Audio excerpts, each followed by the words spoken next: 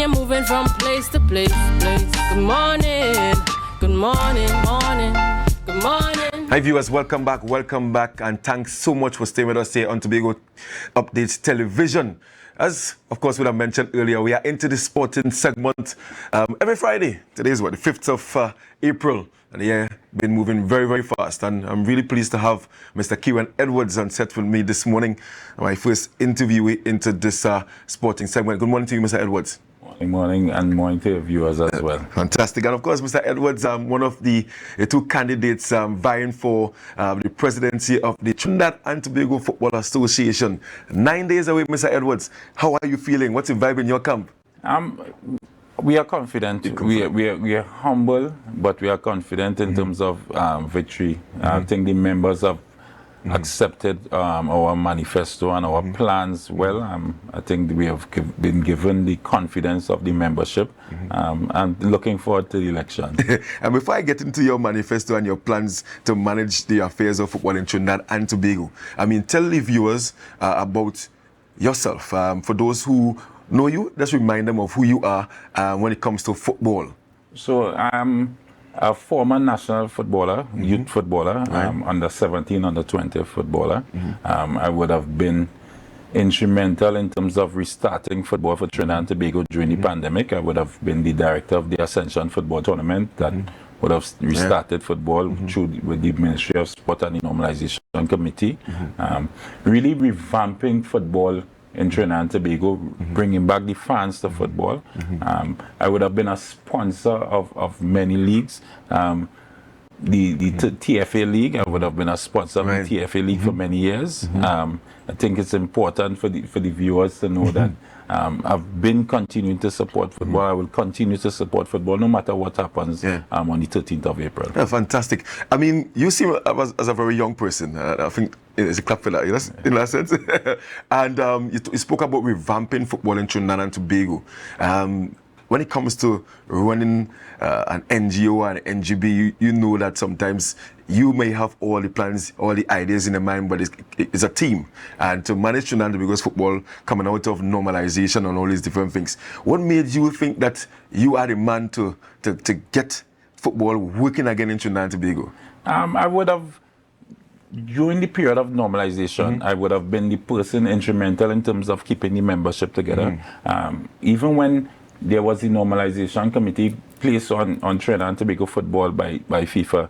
The previous executive would have taken the FIFA and the normalization committee to court in local courts, which is against the FIFA statutes. I would have been able to rally with the membership, letting them understand that we would have signed on to the mandate of FIFA, and be instrumental in terms of having the court matter being withdrawn from the local courts.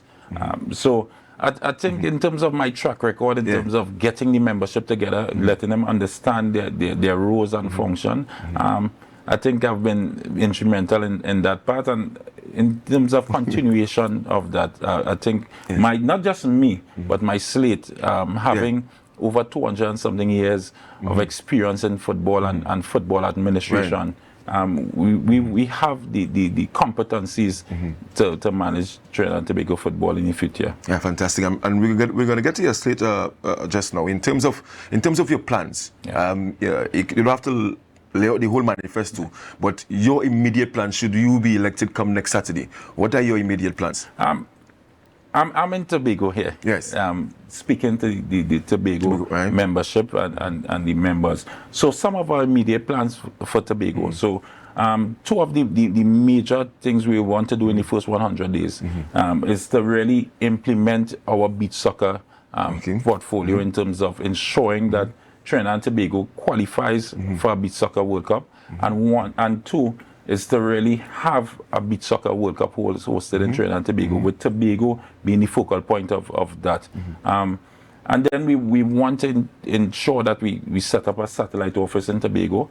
And within the first 100 days, we'll meet with FIFA. Once we are elected, we'll meet with FIFA and CONCACAF in terms of implementing the goal project for Tobago, in terms of having a home of football for Tobago, where it's not just a home of football in terms of a field and an administrative office. We'll also set up where it could be self-sufficient, where we'll set up rooms so that persons coming to vacation, clubs coming to vacation, clubs coming to do their pre-season tournaments could be hosted in Tobago, and it will be a revenue earner, not just for the TTFA, but also for the TFA. So this Go project, given the fact that we already have a home for football in the country, Trinidad and Tobago, so the FIFA allows for one for Trinidad and one in Tobago as well. So each FIFA point for forward funding allows for you to do projects. Right. So the 2.0 funding, we would have done projects. The home of football would have come through the FIFA forward funding. So there's a new 3.0 funding started last year, June. And that funding is still available. So there's $3 million US allocated for TTFA, and we intend to allocate those funds with the support of the THA and the Minister of Sports, knowing that the Minister of Sports is also from Tobago. We hope that we'll get the buy-in from the government in terms of partnering with the TTFA, with FIFA, in terms of setting up a home of football in Tobago. It's important we don't just allow for persons the travel between Trinidad and Tobago for Tobago athletes. We need to make sure that there's progression for Tobago athletes and there's a pathway. I like that, because I mean, me playing cricket over the years and traveling to Trinidad, and I mean, telling you about the struggles. I mean, it has been a struggle, and it still is a struggle. So I'm happy to hear that. Hi guys, welcome back, and of course thanks for sticking and staying with us. Apologies there for the break-in transmission, you know it goes sometimes, but thank you so much for staying with us as we continue to chat with Mr. Kieron Edwards, one of the two candidates vying for that hot seat, the presidency of the Trinidad and Tobago Football Association. It's happening next Saturday, 15th of April. I've been chatting with Mr. Edwards, talking about his track record as a footballer and in the administrative seat as well. And I wanted to ask you just before the break about Tobago's involvement in getting Trinidad and Tobago back to top 15 in the world. How do you see Tobago playing a pivotal role in that? It's important for our players. It's important for the players in Tobago to see that progression, to see football as a career. It starts there. So the development of the Tobago young athletes, it's important that we set up the satellite office, ensuring that there's a development program, U10, U13, U15, U20s, so players can see the progression. Ensuring that there's protection for youths coming out of the secondary school league. So we intend to set up a draft within the TT Premier League, because it falls under the TTFA, where youths within Tobago coming out through secondary schools can be able to get selected to clubs, not just in Tobago, not just the Phoenix being the top club in Tobago, but also be drafted from clubs in Trinidad and see football as a career. It's important for our coach development, so that our coaches could do the right strength and conditioning. It's important for kids not just to stay on the PlayStation and play FIFA 2024, but to get back out on the fields and get them active into sports, not just football, but all sports at a younger age. So youth 8, you 10, have them playing various sports in terms of their mobility, flexibility, because those things do play a factor in terms of when they progress in terms of senior football. So it's really building the blocks, giving the youths a pathway to have football as a career, not just as a hobby. Yeah, and so it seems that that's going to be your main job as president. You want to get young people, youths, especially at schools, participating more frequently in terms of the U8, well, all the age groups that you spoke about recently. Tell me about your slate and give me a kind of an idea of their backgrounds, starting with the person that you have as to be at this Tobago person on your slate. So we have Shelton Williams as the Tobago person on our slate. He would have came with a lot of expertise in terms of football. He's the vice president of Phoenix, the top club in Tobago currently. Phoenix being the club that has a structure. Even clubs in Trinidad can't boast of the structure that Phoenix has in terms of having a masters team, having a tier 1 team, a professional team playing in the football in Trinidad and Tobago PFL. They also have a youth team. They also have a women's team. So that structure, that the ability to administrate in terms of a full academy it would be added. It's the strength of Shelton is one that we can't say enough of the support of Shelton Williams in terms of our manifesto and what we do going forward. We have our first vice president, Colin Murray. Wealth of knowledge, a wealth of experience, being a senior manager at Carib, being someone in the sport, administrator, commentator. It's important that we communicate to the membership. One thing the members have been crying out for is the lack of communication from the TTFA, and it's not just through the normalization period. Administration past, the lack of communication. So having someone like Colin Murray, who is always advocating for membership knowing more, persons having more information, it's important to have him there. We have Osmond Dongna as our second vice president. He comes with a wealth of knowledge as well in terms of the constitution. If anyone has an issue with the constitution, he's the go-to guy. Right. And then we have the mandate from FIFA in terms of having all members' constitutions in line with the TTFA's amended constitution. It would help in terms of giving persons the guidance. We have Jameson Riggs as our third vice president. He's the president of the Super League.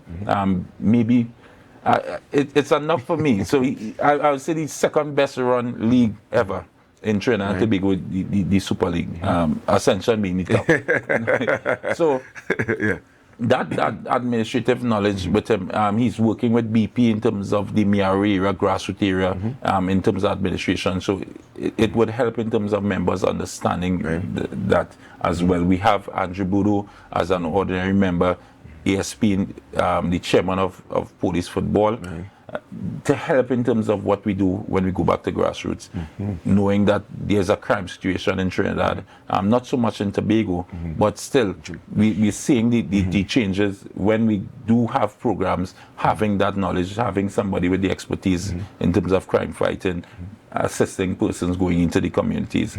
We have two accountants as well.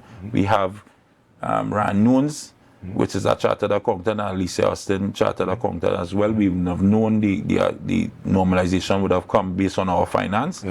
So we have persons there to ensure that the issues, the ills of TTFA would not happen again, at least under my watch. I don't know under anyone else reign. But that's good to hear, though. under my reign. We also have Alan Logan, ordinary member as well, comes from the prison service, instrumental in youth football in the Central Zone, vice president of the Central Zone, would have helped me as being a president of East Zone.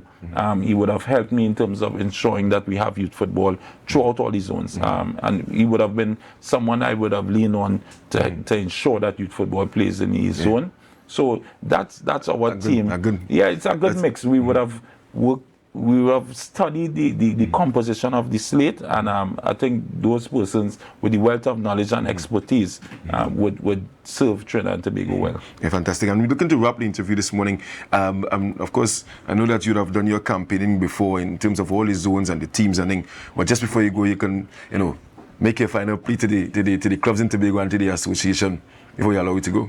I would want to say that if the team progressive is elected, Tobago clubs and the fans in Tobago, the stakeholders in Tobago would see a group, an executive of the TTFA that has the knowledge, has their finger on the pulse of football.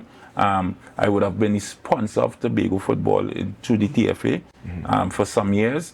And it's someone, and the slate would be a slate that would support Tobago football, ensuring that they have the resources and the wherewithal for athletes, administrators, coaches to get back that excellence of Trinidad and Tobago football. We would have had our most successful player coming from Tobago in terms of Dwight York. One of our most successful coaches as well, Bertie Sinclair, coming from Tobago. We need to get back that excellence from Tobago. I think once Tobago football is doing well, Trinidad and Tobago football does well.